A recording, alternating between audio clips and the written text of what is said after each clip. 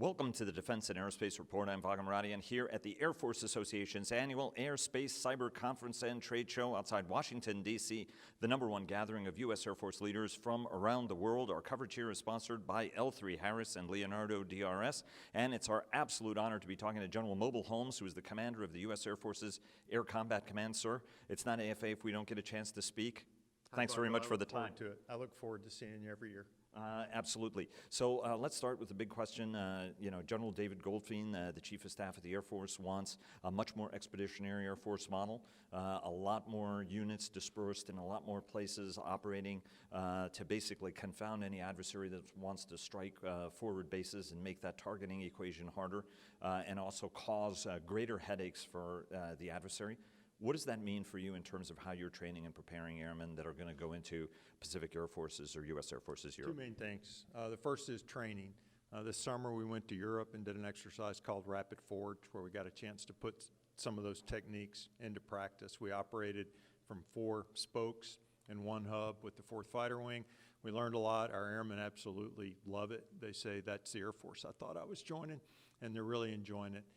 PACAF is working through its own version of those concepts. They're a little different because the scale is different. The distances are much longer across open ocean in PACAF. And so in ACC, our job is to help them distill it down to what we'd call the mission essential tasks so that we can train our teams that are ready to go to either place. And then we'll take a look too at the organization. How are we organized in our wings? And over the last 15 years, we've pared away a lot of things down to focus on efficiency of our CONUS wings to provide rotational forces to a base that's been there. Now that we're going to places we haven't been, are we organized right at home to support operations downrange, or are we overdoing the efficiency at home station at the expense of effectiveness downrange? And what about sustainment? Many more units in many more places moving around like that is going to present a sustainment challenge, isn't it? How do you get around that piece of it? Yeah, that's the real art of it, and we call it logistics under attack, or sustainment under attack. And so we're dusting off some old pages from our playbook and looking at how we've done some of those things before. Do we have enough airlift? Do we have the right airlift? What does that mean for us in the future? We'll think about where the Army's going with future vertical lift. We'll look at across the range of options that it would take for us to do that. When you and I spoke, fortunately we get a chance to talk about every 6 months. When we spoke earlier this year, you were still working on getting up on the readiness side of things, putting that high-intensity warfighting. Each one of the commands is doing that. You've been focused on that throughout your entire tenure. Where do you stand right now in terms of getting up that readiness tree and getting to the level of advanced wars fighting skills that you think the force needs?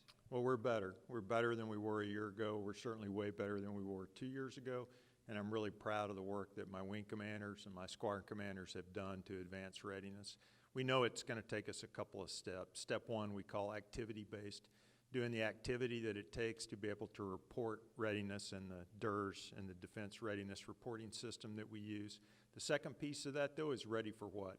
So we work through what we call a matrix system that defines threats and tells our guys what to train against. We have new threat simulators that are being deployed on the big range at Nellis and being used in other places. We're upgrading what we train against to answer that ready for what question. And so it'll kind of be 2 pieces. Do more, train more, and then train better against the realistic threat. Speaking of the threat, in our system, I just talked to Mats Helgesson, the chief of the Swedish Air Force, and under his umbrella, air and missile defenses are an integral part of the Air Force. That's the case in many air forces around the world. It's different for us. The Army and the Navy have that piece of it as opposed to the Air Force. But the Army and the Navy are going to be so tasked defending their own assets with their missile defense, air and missile defenses, that there's a question whether airfields and air bases are going to get that kind of protection. Ultimately, how do you do this? What are the conversations that you're having with your Navy and Army counterparts on this? And at some point, does the United States Air Force have to consider mobile, agile, and capable air and missile defenses to defend your installations? Because you're going to be shell gaming just like everybody else is to stay out of the line of fire but still project force. I think the short version of that is that, we think they'll realize that the battlefield is better if they have us out there with them. And so that means they're going to have to help defend the places that we operate from. And I think they know that and understand it, and we'll work through together. in the same, we provide almost all the airlift for the world, but it's a joint resource and it gets allocated to where it's needed. The same thing I think will happen with missile defense. We're doing R&D in new ways and things that we could do to help protect our airfields, and so we're looking at places where they aren't, things like directed energy. Can we do things there to protect our airfields against cruise missiles, against ballistic missiles by using techniques that the Army and Navy aren't as invested in? And do you see some of that from air-breathing platforms? I know the Air Force has long experimented with that. Do you think you guys can do effective air and especially anti-ballistic missile and anti-hypersonic work from things like F-15s and other air-breathing platforms? Certainly the sensors are really helpful into what the Missile Defense Agency is doing. They're interested in using our airplanes as additional sensors, and I think absolutely we'll do that. On the other part of it, there's plenty of contractors here that would love to sell the department some airborne systems that do defense, and we have to work through the trade-off on cost and effectiveness. And we build a budget every year. The Department of Defense weighs in on it, the Congress weighs in on it, and we'll keep working through it. Let me take you to cyber. Congratulations on picking up what is one of the most interesting warfighting elements. 24th, 25th Air Forces merging, the Cyber Air Force and the ISR Air Force. Talk to us about why that merger is so important and the result you hope to see from that union. It starts with the national defense strategy we were given. It recognizes that every day we're in competition with great powers. Most of the time that competition stays below the level of armed conflict, and that's a good thing for everybody in the world, but we need to have tools to compete below the level of armed conflict, below Desert Storm, below wars in Iraq and Afghanistan. And so we think by taking our matchless intelligence, surveillance, and reconnaissance capabilities that we provide for the Joint Force, the new things that we're fielding in electronic combat, our cyber techniques that are getting better and better every day, and the game that they've had in information operations in picking a message, picking out who to deliver it to, finding the right way to get it to them, and changing people's minds in the military that we face. If I can convince a guy not to come to work at a SAM system, that's just as effective as taking it down that day. So we'll provide those information operations tools, and then also information warfare to me, which is bigger. It's about using all the data that we have from all the different sensors and all the different sources of information we have, sorting through that with artificial intelligence, with algorithms, and finding out things that you and I might not find out if we were just trying to read through it ourselves. And so what can we do at scale to be able to sort through all that data much faster and then use it to make decisions much faster? There are those who look at cyber as sort of an ancillary tool, but Commandant of the Marine Corps, former Commandant of the Marine Corps, General Neller, sort of made it clear that, hey, look, while we are in great power competition, we have been in all-up war in cyberspace for a decade. Do you see cyber as a weapon system and information as a weapon system? I mean, is that the right way for commanders to think about this space, given how much of those tools are being weaponized right now against the United States? Well, it's absolutely a competition tool. Again, and so Russia and China are really active in that information space, and they've achieved some benefits at it.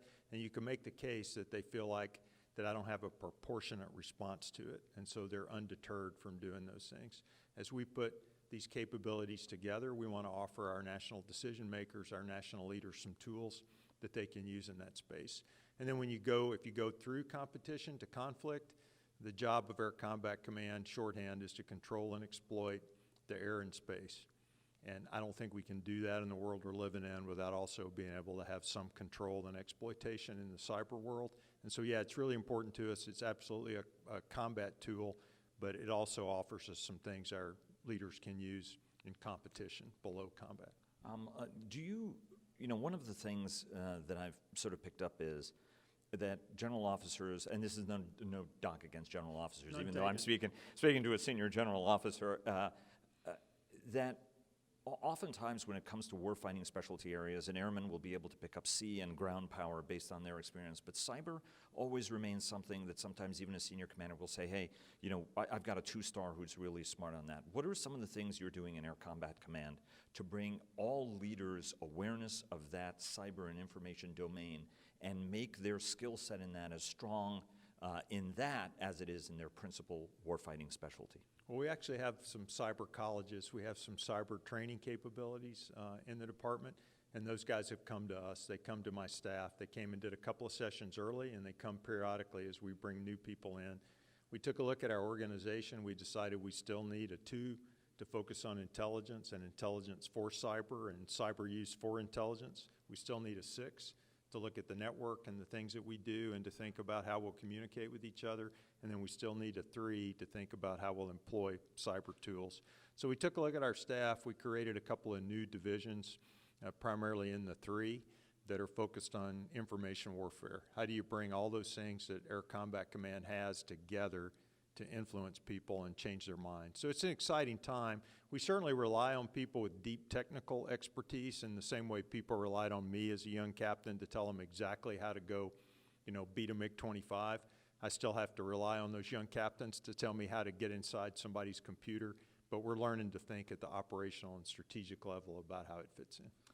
2 questions, because I'm getting the high sign from your able Chief of Public Affairs.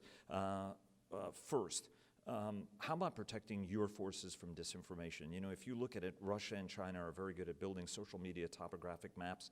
They may know political inclinations and whatever of your leadership that they're going to seek to exploit.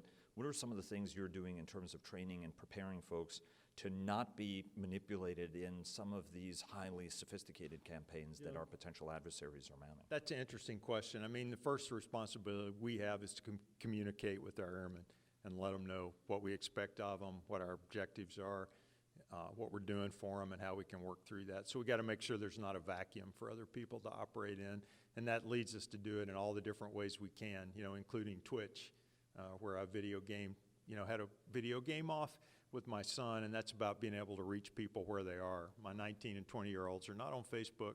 They might be on Twitch. So it's take advantage of every opportunity that we have to communicate with them. You mentioned that, and I'll end with that question, but let me ask you 3 major programs that are very near and dear and important to your heart. Next Generation Air Dominance, B-21, LRSO. Walk us through all 3 of those in terms of where they are in terms of the process you're thinking, and whether you're satisfied as the person who's ultimately going to be operating them. Well, the one that's mostly mine is NGAD, or Next Generation Air Defense. The B-21 and LRSO are primarily managed out of Global Strike Command. For us, the things we're doing on Next Generation Air Dominance are we're looking at the capabilities, maybe some of the mission systems that will be required on whatever we end up with. So we're not pursuing yet one specific case of what we'll do. We're looking at all the capabilities that we'll need. There's some exciting things going on in the program office on how we'll, not just what will we need, but how will we do it in a different way. How can we build airplanes faster? How can we bring technology on faster? How can we continuously update them? And so at least as exciting as the technologies and the capability we're going to generate is the work that Will Roper and his acquisition teams are doing to rethink the way that we acquire them. What I meant by 21 and LRSO was that it's also stretching your ability to strike, reach, and the whole equation. Yeah, everything's got to work together. And so talk to us about that integrated picture that you're working toward. Well, we call it a family of systems. There are things we have and things that are being fielded. They all need to work together. They've all got to be able to communicate with each other, and then they all support each other in different niches. And I think if you don't want to be tackled by my chief of PA here in just a second, I think we're going to have to think about wrapping up. Okay, and you're an F-15 driver, your son's a Viper driver. How did that battle, it's amazing how many people ask me how that turned out. How did that turn out and why? Well, people ask me, how it was going to go, and I said, I'm going to talk some trash, and then he's going to whip me, and that's pretty much how it went. The young guys won.